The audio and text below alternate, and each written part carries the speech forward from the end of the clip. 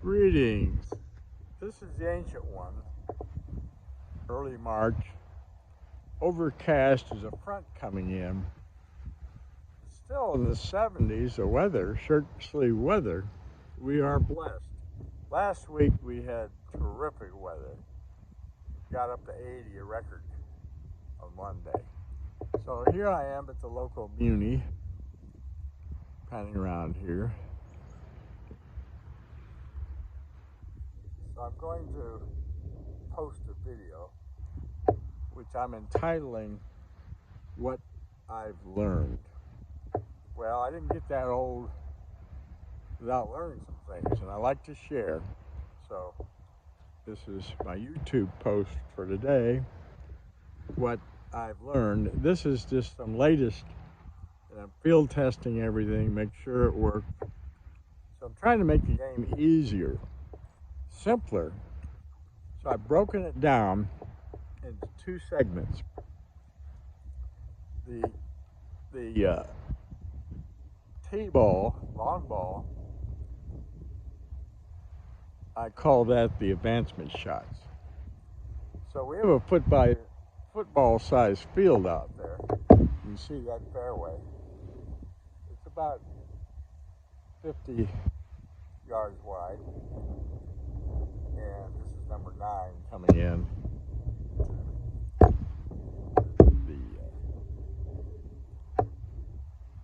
Flag over there. Hope you can see it. So it's straight away, not long.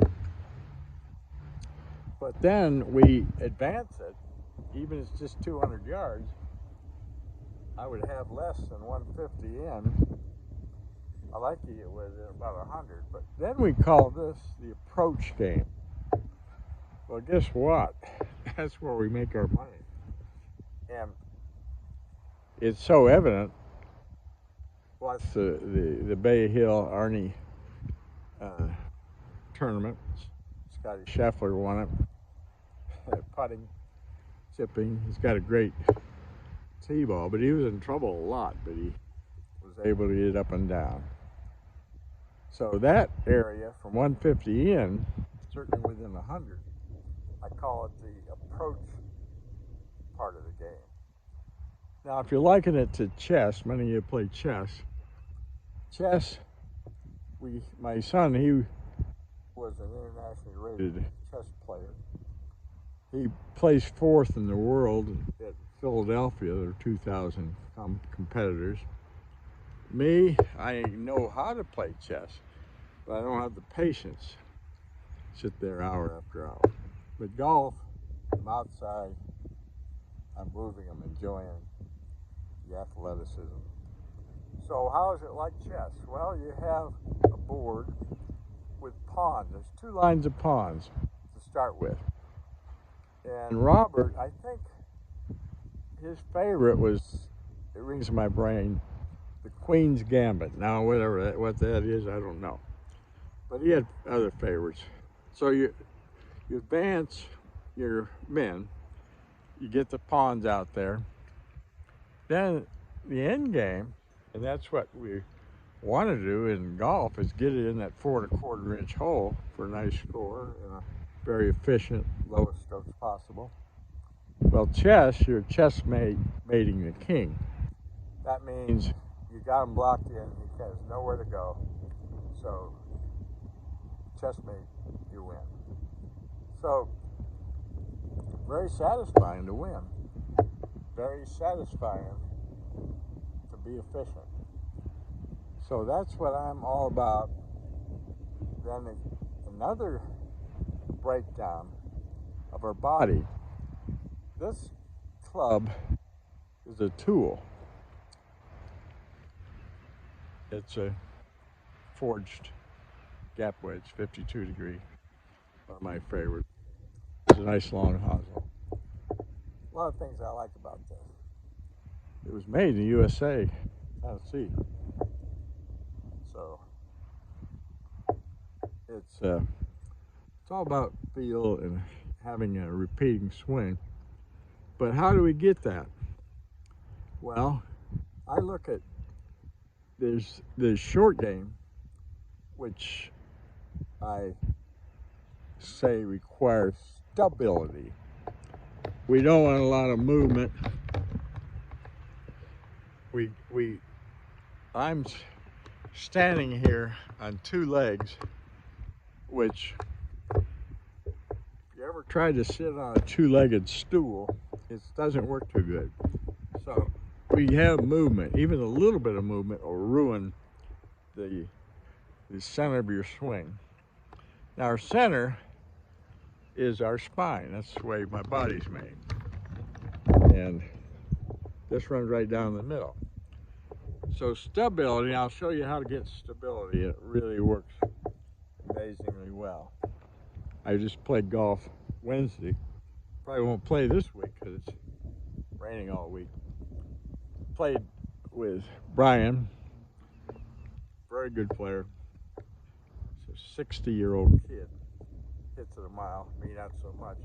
But my game, short game as such, we played best ball, just the two of us, and shot 10 under par for 18 holes. So I was able to pitch, chip, and putt, and that's what I'm known for.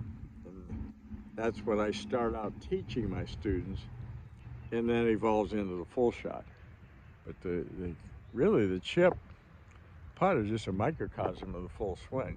So, but we want to get back with the long shots. The full shots require mobility.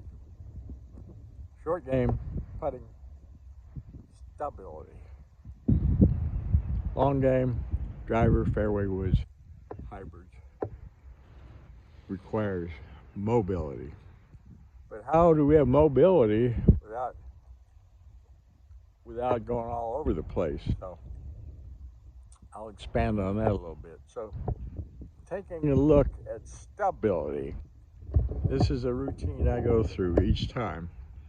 My father was a tool and die maker during World War II, worked at GE,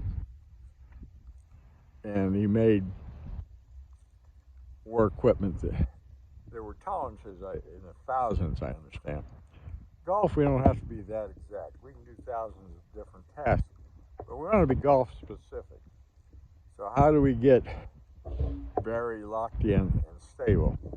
Here's my take, and I'll expand on that. Put the camera down on its tripod. And, okay. So, we've got some storm clouds coming in. So, one of my mentors, Brian Sparks, just passed away last month. He has Ladance to golf. Pivot. Back and forth. I learned a lot from Brian. I miss him. 72 years old. And still think of him often. So what I want, when I go back, this is my spine, my sternum. I don't want to go back there, pulling away from my center. I want to turn this shoulder back so my center is still in line. So very, very important. If you had a lawnmower, and we generally all do, rotary style, it has a shaft. If that shaft gets bent or out of whack, you're not going to have a good experience. Same with your car, axle, tire. We want it rotating around a very tight center. So, how do I maintain a tight center? Well, we need a tight center for putting. Now I'm up here on two feet. It's like a two-legged stool. But what I do is I turn this hip in that way. Point my towards the target. Now I'm really locked in. I'm going that way. I'm not going that way, but I'm locked in.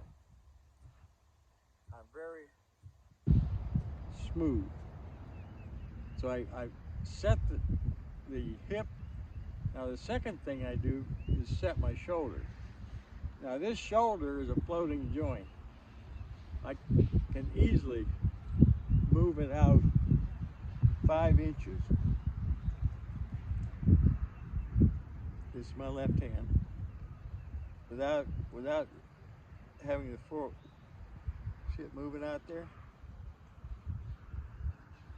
That's because I've got that mobility in my shoulder. All of us do. But that's not good if it's moving all around. So that's called scapular projection. And I learned that, I forget who, I think maybe it was Big Mike on Performance Golf Motion. Anyway, thanks to, I try to give credit props. Okay, so I do that. Now, the third thing I lock in, my wrist. I have very flexible, these wrists can do a lot of things. For putting, we don't want power, we don't want all that extra movement. So how do I lock them in? Well, if we set up here, and I want to lock my wrist, I down cock it. It's called ulnar deviation. Just down cock it. Boy, are they rigid now. So with those three things locked in, now all shots, this would be a sledgehammer, but we're not going up and down, we're going low level. So what I've got to do is I sag this left knee, my hip goes that way, now I come in. This way's up and down, this way is in. If I was going to skip a rock, chop a tree down, and come in from the side. So this is a synopsis of the short game.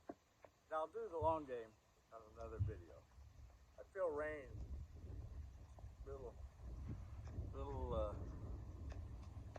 bit on my back, so I'm going to have to call it go. But that's a long enough video for now. Later, cheers.